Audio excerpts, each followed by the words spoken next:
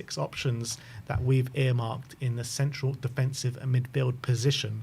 And first up is a player that has been linked with us over the past couple of years, and he goes by the name of Edison, plays for Atalanta, market value 50 million, 25 years of age, a player that has been very consistent over the past couple of years for Atalanta. With a change of manager there, is there an opportunity to get him out? How close was his relationship with Gasperini? We don't know. There's also been links with him to go to Saudi this summer, so I'm not sure how kind of concrete those are, but I read a report when Bruno was in talks there saying if they don't go for Bruno, they are going to go for Edison, but that's kind of quietened down now. But a really top player, Edison. Yeah, and he was heavily linked, I think, with Liverpool last summer, obviously after having an unbelievable midfield performance in the Europa League final when they beat Bayer Leverkusen. His stock was really, really high, and he didn't end up leaving.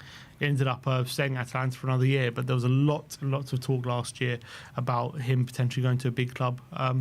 And I feel like Edison, he's more of he's not as much as a 6 as he is maybe a more defensive number 8, where he's got lots of kind of tackles, interceptions, all these kind of things.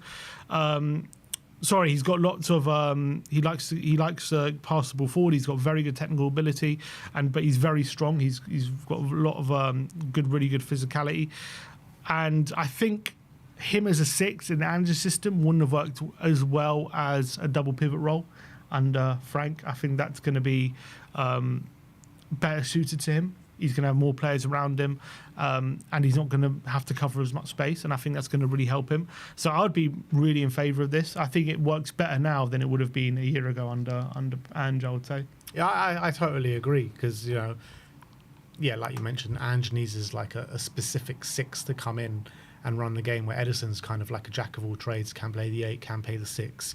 And when you're looking at taking Norgaard's role to the next level, Edison definitely could be that for sure, and I'd love to see him come in. You're talking about, what would you say a fee to get him out of Atalanta would? 60 million? Do you think that would get him out? Yeah, I think last summer they were talking about, I can't remember how much they were talking about. I think it was about 60, 65 million, wasn't it? I don't know if his stock has risen since then. I don't think it's fallen though much. So I would say, 60 million, should maybe even less, maybe 55. Well, what was it? Last summer was, June 2024, his market value was 40 million. Now they're saying it's around 50 million. So, I mean, transfer markets seem to think it has risen a little bit. If you look at the stats and the data behind his performances over the last 12 months, very, very strong. Yeah, one curious thing, tackles inceptions I thought would be a bit higher. He's quite low on that, so maybe doesn't get involved in as many duels as I thought.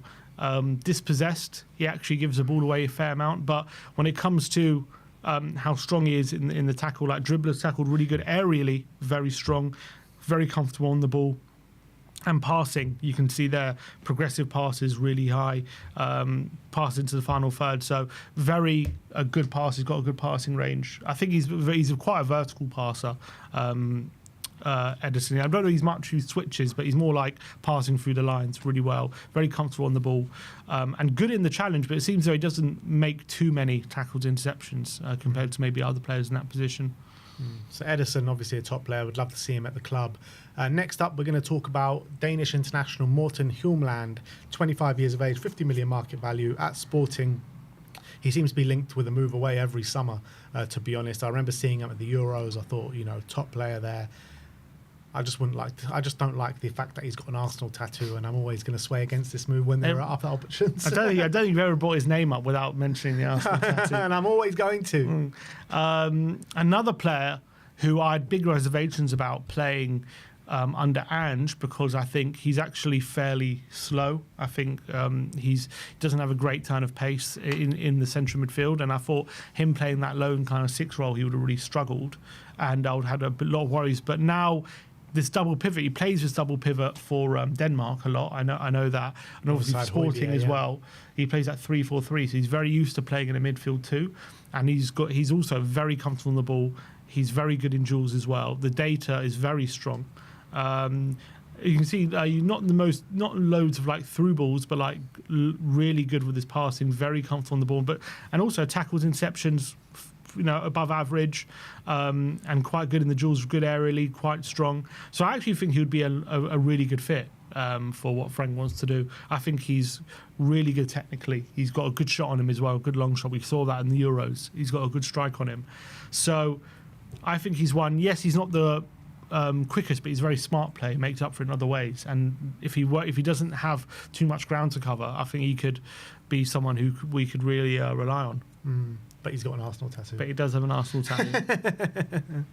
Which, it is annoying, man, because I would love to see him at the club, the quality of player. I really believe in his qualities, but it just plays on my mind that way too much than it probably should. But it is what it is. Next up, we saw play firsthand last season Hugo Lloris of Eintracht Frankfurt. 40 million market value, 20 years of age, and he's taken the Bundesliga by storm this season. Been one of the standout central midfielders in the Bundesliga at the age of 20 years old. And I can see this one being a deal that Spurs would love to do. Market value not too high, young player, and he's performing at a very high level at the moment. Yeah, and he's one that's been much talked about as well for Tottenham. He's been perennially linked with them for quite a while. What I would say is I think compared to the other players, he's a bit safer with his passing. He likes to keep things a bit simpler. His progressive passes and passes forward isn't as high as the other guys we've mentioned. Maybe that comes with a bit of age and a bit of experience when to pass the ball forward and when not. As you can see, dispossessed, he actually gives the ball away a lot less than the other guys we talk about, but he actually passes forward a lot less as well. So it's a kind of a give and take situation with him. His in terms of tackles, interceptions, getting involved in duels, pretty decent, 60th percentile. Also, that does go to the teams that he's playing for as well. He's playing for Frankfurt and Sporting and Atalanta are very offensive teams, no? Sporting are one of the best teams in their league, if not the best. Yeah, that's true. I wouldn't say Frankfurt are particularly defensive, though. But they're more defensive than the other two. I thought they were quite offensive. But they're more defensive than the other two. Atalanta, not by a lot. Not by Atalanta under Gasparini are like a... Yeah, that's true. But I wouldn't... And also Sporting, the favourites of their league every game that they play. Yes, no, I understand that, and he still plays in quite an offensive team, and I think you can make judgments off it, and not obviously. Look, context is everything. And I agree with you. There is context there, but he's a lot safer. Had one of the best defensive records in the Bundesliga. Doesn't mean they're a defensive team. But I thought they were just a bit more defensive minded than the other two. Than Sporting or Atalanta. Look, Atalanta are a crazy attacking team. That's true. Sporting they're quite attacking. But I wouldn't say Frankfurt. I wouldn't say he's not passing forward because they're defensive. Is my point. I wouldn't say that's why he's. I think it's just the type of player he is more than anything. He's at where he's at. He's 20 years old. He's more of a safer. He may play safer passes. I think that's the judgment I would get. But yeah, that's fine. That's also the context for that is there 100%. And but. At the moment, but he's only 20, and also doesn't mean he can't change, doesn't mean he can't improve that kind of stuff. I'm just saying right now, he's a bit more of a safer passer than those other two. Also takes less touches on the ball at the moment. Maybe it's because they have the ball less, but he's not making as many touches. Aerially, not as good as the other two, not as dominant, not as good at tackling players running at him as well, it seems. But yeah, I think he's one who clearly technically has a lot of quality, and maybe under Frank he can develop. And he's also 5 years younger than both those other two players as well, so a lot of scope to grow there.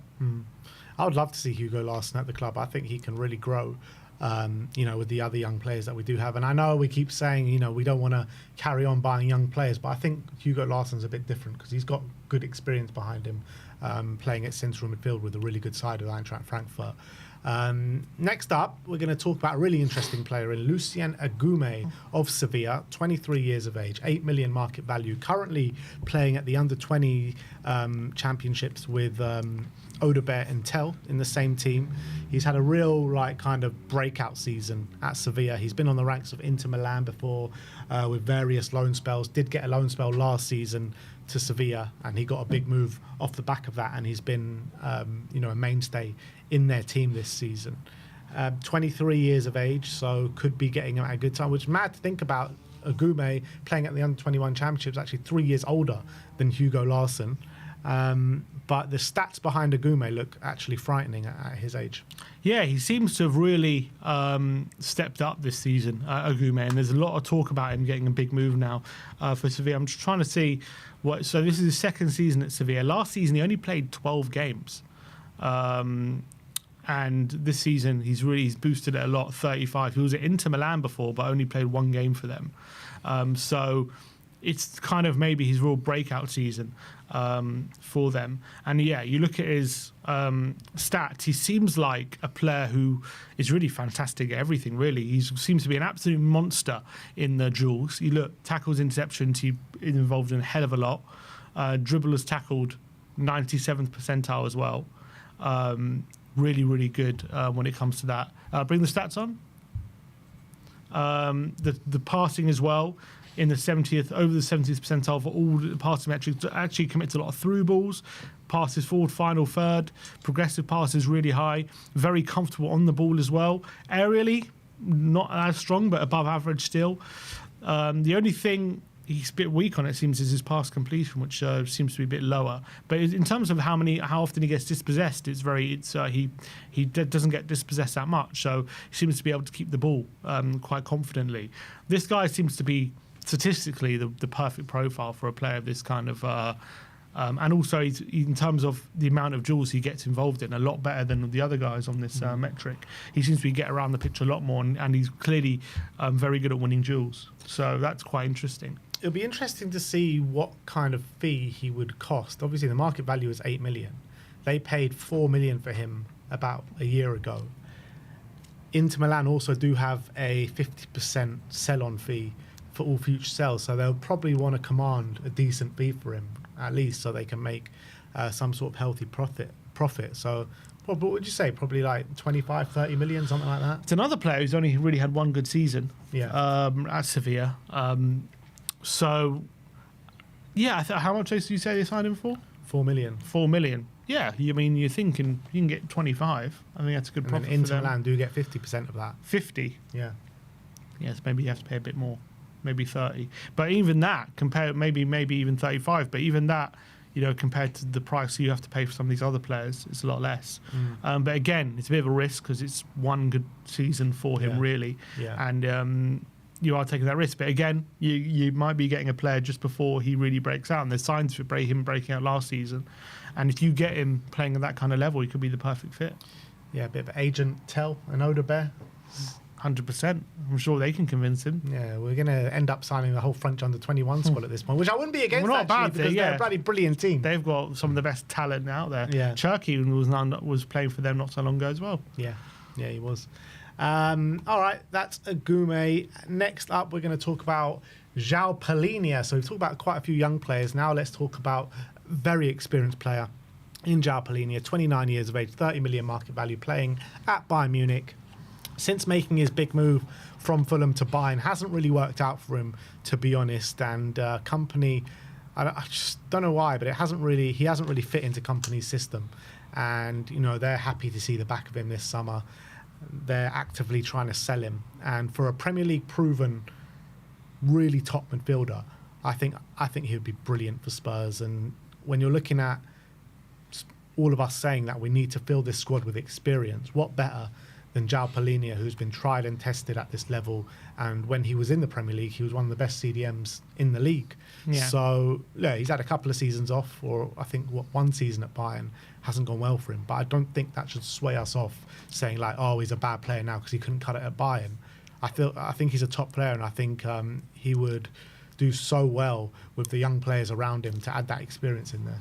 Yeah, he's another one who's like a defensive monster. He gets so involved. He gets a lot. Obviously, picks up a lot of cards, yellow cards, a lot of fouls. But he gets involved in so many duels. When he was at Fulham, obviously he nearly signed for Bayern one summer, and then it didn't quite happen. But he had another fantastic season and got his move the following season. He was an absolute monster at Fulham. And I wonder if he's just gone to Bayern and they maybe require the way Vincent Kompany wants to play. Maybe they require just a little bit higher level technical ability than what he offers. He is technically decent, but he's not on that elite technical level, I feel, where he can just turn his way out of trouble. And it's a bit similar. It reminds me a bit like Højbjerg. It's maybe a bit of a better version of Højbjerg. Like, He's gets involved in a lot more duels, gets around the pitch really well.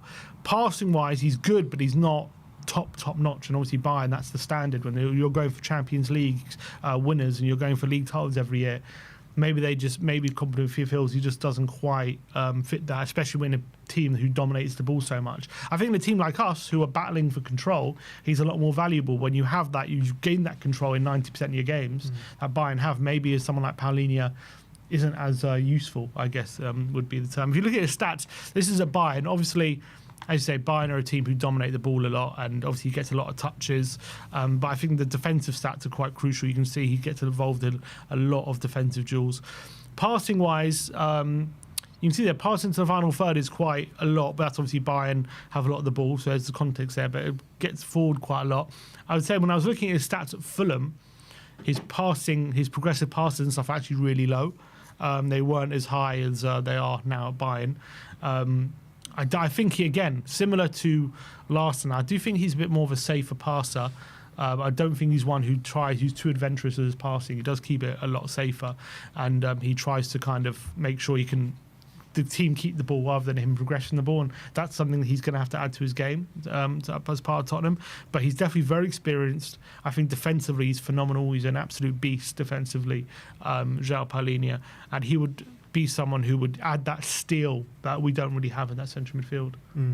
Yeah, I would love to see him at the club. I really would. Even if it's just for like a couple of seasons, to try to see us onto like the kind of younger players to take up that position. Like, let's say if we could sign him along with an Agume or something and get them to share the role, and him kind of like see him into it and coach him through it, and essentially take lessons from someone like a Paulinho, so we can add those kind of attributes to his game. I think that would be brilliant for us.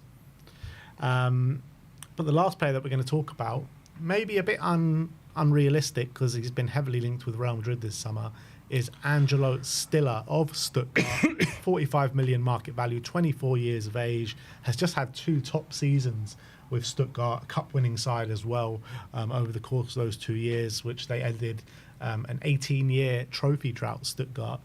He came through the ranks originally at Bayern Munich, and then he got sold off to Hoffenheim, made his name there, and then Stuttgart have taken that onto a new level over the last couple of years. I mean, there's a big reason why Real Madrid have been heavily linked with him, and you can see that in his stats. Yeah, technically, this guy is a lot more of a kind of controller, passer, kind of defensive midfielder. He can kind of be a bit helter-skelter as well, but he's a very good passer, and he's got very good technical ability, and that's the kind of maybe also something. It's a bit weird. We're missing a bit of steel, but also from our defensive midfielders, we're missing a bit of elite controlling technical ability as well, like someone who can just control the pace of a game with their passing, and maybe Stiller could fit that. We usually look at his stats. Interestingly enough, his defensive stats aren't the most impressive, but passing, really one of the best. You can see he's very progressive, very good at getting the ball forward, and very good passing the ball vertically into the final third.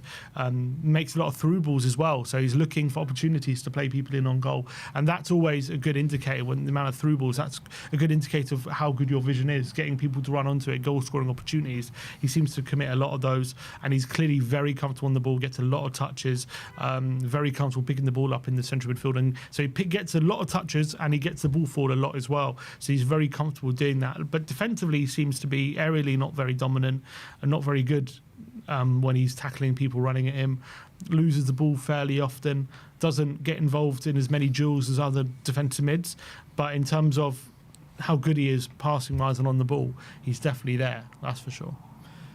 So it remains to be seen whether he is going to join Real Madrid or not, because there were like kind of heavy rumours, weren't there, about a month ago, and that's all kind of gone quiet now, so I'm not sure if he's going to end up there or not. They've got Valverde, Tchouameni and Camavinga. I don't see where there's room for him, but that's Madrid, isn't it? I know. There was rumours of them going for him. There was rumours for Zubamendi, and maybe I don't know. But maybe Xabi Alonso feels the need for another midfielder there. I can't really see it, but if we can get Angelo Stiller, that would be a top signing for us. But out of those 6 players, who would be your priority? Who would be my priority? I would say I really like the look of this Agume.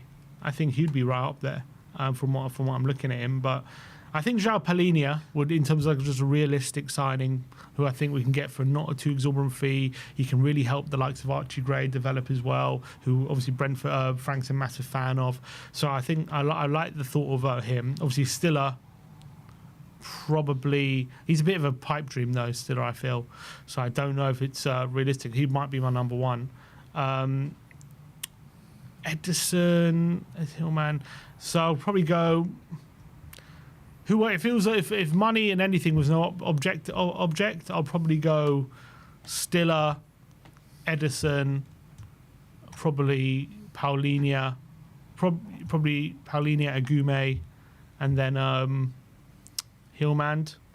You know, I think Edison might be my number one choice because I think, you know, he's been doing it for a number of years now at a really good level. Champions League experience as well, experience in big games. I feel like Edison is like the perfect mix between experience, good age, potentially gettable as well.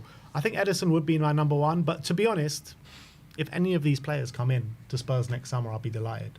I'll be absolutely delighted with any of them. I think they can all do such a great job in the middle of the park for us. But all kind of very different in their own rights in terms of what stage they're at in their career. You've got João Palhinha, who's, you know, coming towards, you know, 29 years of age, so he's not going to be one for the long term, but he's definitely one that can come in and do a job straight away, and he's the only one that's actually Prem proven after doing it at Fulham. So I'll be delighted with all these guys, but I feel like Edison would be my number one choice, to be honest. So that is the CDMs. Let us know your thoughts in the comment section below. Out of the 6 players we mentioned, who would be your number one pick that you'd like to see Spurs sign this summer?